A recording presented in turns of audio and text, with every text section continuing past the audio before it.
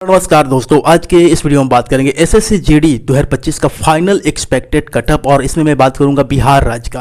बिहार का जो भी आपका डिस्ट्रिक्ट है, जैसे मैं बात करूँ आपका बॉर्डर डिस्ट्रिक्ट और जनरल डिस्ट्रिक्ट की बात करेंगे कि आपका जो अभी का जो कटअप है, जो अब डीएमई का जो कटअप जारी हुआ है, इससे में आपका कितना नंबर इंक्रीज हो सकता है, क्या फाइनल कटअप रह सकती है। कंप्लीट डेटा के आधार पर मैं यहाँ पर बात करूँगा। जो भी मैंने यहाँ पर डेटा जो रखा हुआ है कंप्लीट मैंने अच्छे से एनालिसिस किया है और मैं इसी वीडियो में आपका टू द पॉइंट बात करूंगा ताकि आपका समय नष्ट ना हो। अगर मैं इसको एक्सप्लेन करने लग जाऊंगा तो वीडियो काफ़ी लेंदी हो जाएगा। सिर्फ देखिए, यहाँ मैं बात कर रहा हूँ, ये जो डेटा है आपका 2024 का है। 2024 का फाइनल कटअप यहाँ पर आपको एक रफ आइडिया देने के लिए रखा गया ताकि आपको समझ जाए कि हाँ कटअप आपका इतना से तो कम जाएगा नहीं, 100% इससे कटअप आपका कम नहीं जाएगा, इसके आसपास रहेगा और इससे मतलब अगर मैं कहूँ तो काफ़ी क्लोज रहने की पॉसिबिलिटी रहेगी। देखिए यहाँ पर 2024 का कटअप मैंने इसलिए रखा है ताकि आपको एक रफ आइडिया लग सके। सबसे पहले देखिए, यहाँ पर अगर बात करूँ बॉर्डर डिस्ट्रिक्ट का, तो बॉर्डर डिस्ट्रिक्ट का अनरिजर्व कैटेगरी से यहाँ पर 127 पॉइंट समथिंग कटअप गया था। ईडब्ल्यूएस में 123 पॉइंट समथिंग गया था। ओबीसी में 126.2 गया था। एससी की बात करें तो 103 पॉइंट समथिंग गया था और एसटी में 133 पॉइंट समथिंग गया था। यहाँ पर जो मैंने चीज़ रखा है जिसका डेसिमल के बाद का जो भी डिजिट है उसको रिमूव कर दिया है, तो सिर्फ आपको राउंड फिगर जो फुल डिजिट नंबर है वो चीज़ रखी गई है।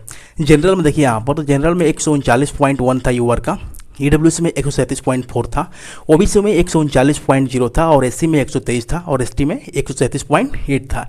ये जो कटअप है 2024 का फाइनल कटअप है।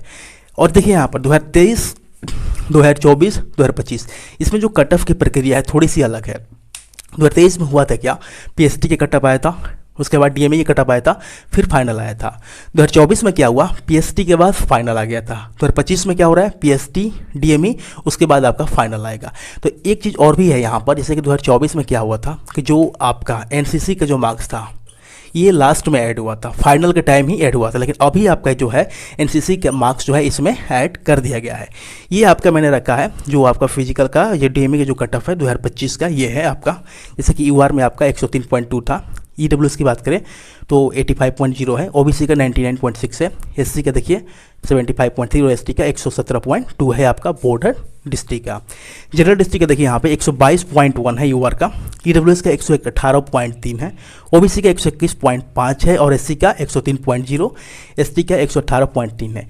ये जो आपका डीएमई का कटअप है। अब देखिए यहाँ पे बात करूँ कंप्लीट डेटा के आधार पर, मैंने जो डायरेक्ट मैं आपको कटअप दिखाऊंगा कि ये जो यूआर में आपका कितना मिनिमम कटअप रहने पर आपका कोई भी आर्म फोर्सेस जैसे आपको बीएसएफ सीआरपीएफ आपको मिल जाएगा।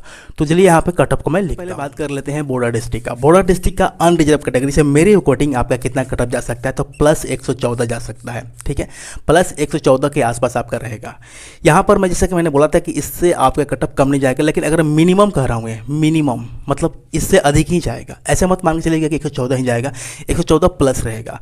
और इसके पहले तो सोचना मेरे अकॉर्डिंग जैसे कि 114 के कम मार्क्स जाना मेरे अकॉर्डिंग पॉसिबल नहीं रहेगा। मैंने जितना भी डेटा को एक्सपेक्ट किया है, पिछले साल का भी डेटा मैंने देखा है, पीएसटी के बाद का डीएमई में कितना मार्क्स इंक्रीज हुआ, डीएमई के बाद फाइनल कितना इंक्रीज हुआ, मैंने 3-4 साल के यहाँ पे डेटा को अच्छे से एनालिसिस किया है।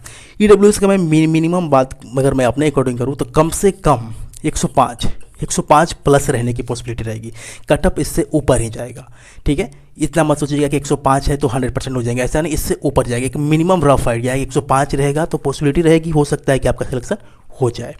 अगर मैं बात करूँ ओबीसी का, तो कम से कम आपके पास 110 प्लस नंबर होना चाहिए, मिनिमम 110। एससी का देखिए तो मेरे अकॉर्डिंग एससी का प्लस 85 और एसटी का प्लस 127। देखिए मैं बोल रहा हूँ ये आपका मिनिमम कटअप रहेगा, इससे कम कटअप है तो काफ़ी चांसेस कम रहेगी।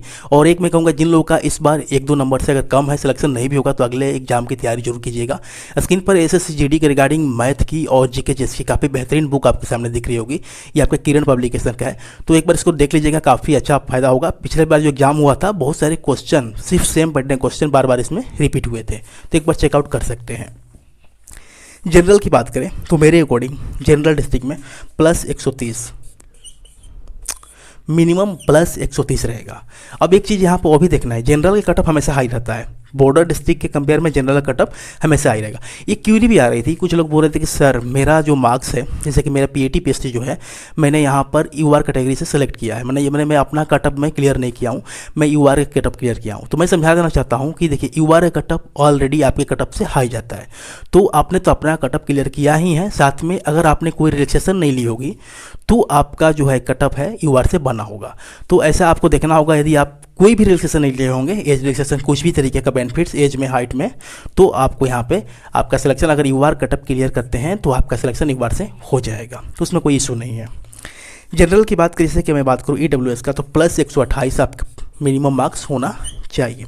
अगर मैं ओबीसी की बात करूँ तो प्लस 129 मिनिमम, कम से कम इतना तो आपके मार्क्स होना चाहिए। अगर मैं बात करूँ एससी का तो प्लस 112 और एसटी का प्लस 127। सिर्फ टू द पॉइंट मैंने डेटा के आधार पर एनालिसिस करके आपको बताया कि इतना मेरे अकॉर्डिंग रफ मार्क हो सकता है। कमेंट में अपनी राय जरूर बताइएगा, क्योंकि आपके अकॉर्डिंग भी कुछ तो डेटा आप भी समझते हैं, तो आपके अकॉर्डिंग क्या रह सकता है, आप अपना कमेंट में राय जरूर दीजिएगा। Thanks for watching this video.